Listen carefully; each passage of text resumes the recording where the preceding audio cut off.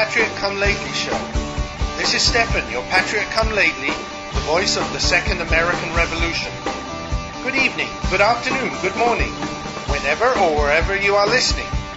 As someone who came to America to escape from the socialist nightmare, I am using this show to shake America awake. Join me in the next hour for constitutional conservative news and views, as well as the occasional guest. We have to rebuild that shining city on the hill by taking this great country back to the principles set forth by the founders.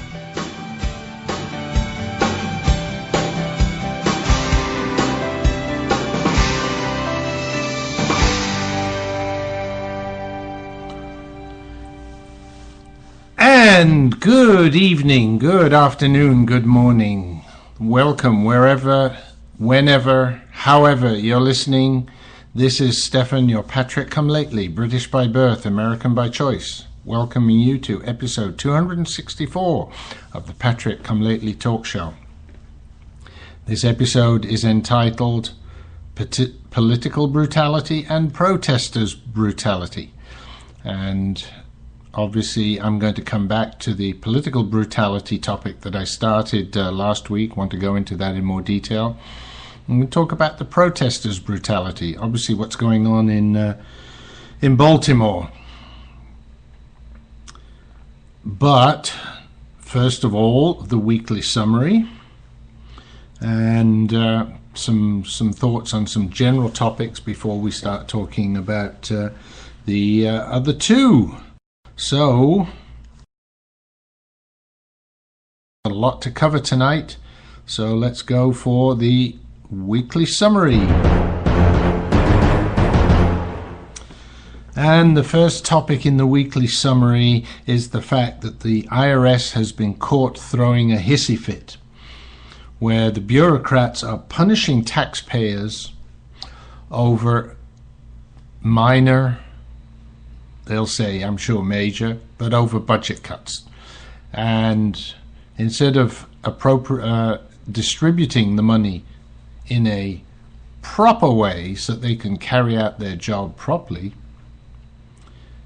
the IRS has seen fit to take away money from those parts of the IRS that help and support taxpayers who have questions.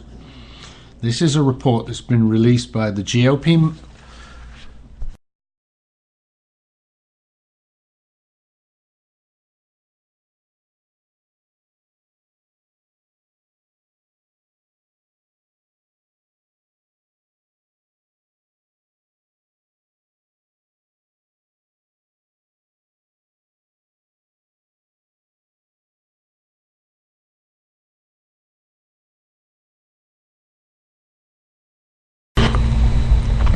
But the committee has found evidence that the IRS is messing around with us, deliberately creating poor customer service aimed at punishing Americans, much like their boss, King Barry, did with the sequestration. Remember how he closed the parks where they actually spent more money closing them than they would have just leaving them open?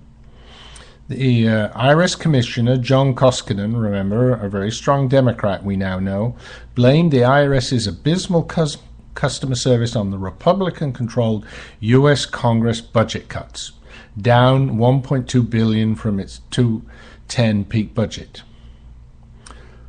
But the report says no. Obama's policing arm, because that's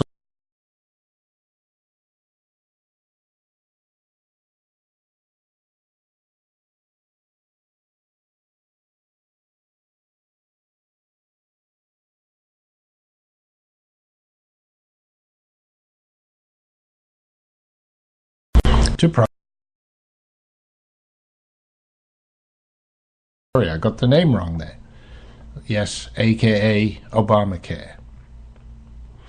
And while the IRS has been cutting services, the House report states, it has continued to hand out bonuses, allow staff to conduct union activities on the taxpayer's dime, and failed to collect delinquent debt owed by the federal employees.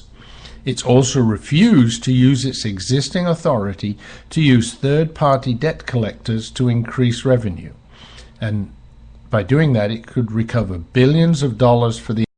Of course, anymore, why are we paying outside parties to do that? And what about the money lost for that? The money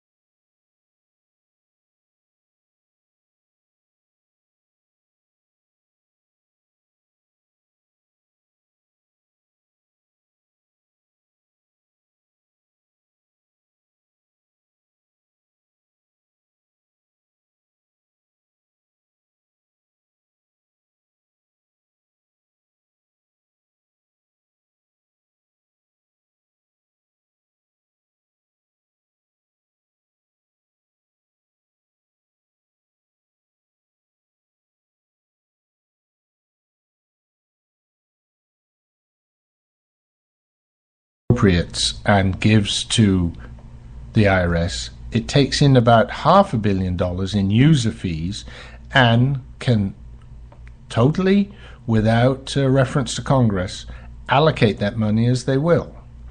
Last year, it allocated $183 million in user fees to its customer service budget, but this year only allocated $49 million. Sequestration games, but no, they are just, yes, they are actually just playing games. So despite the budget cuts, which were relatively small, they should have had better taxpayer services in 2015. But remember, those in charge, and this goes right to the top, to the IRS Commissioner, John Koskinen, the people in the top chose to allow its customer service to suffer. Yes, they did this deliberately because they want to make it uncomfortable for us, the same way that King Barry did with the parks. So, folks,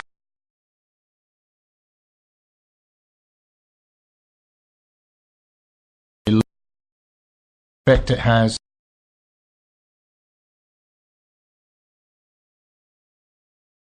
and again, and we'll see more of this.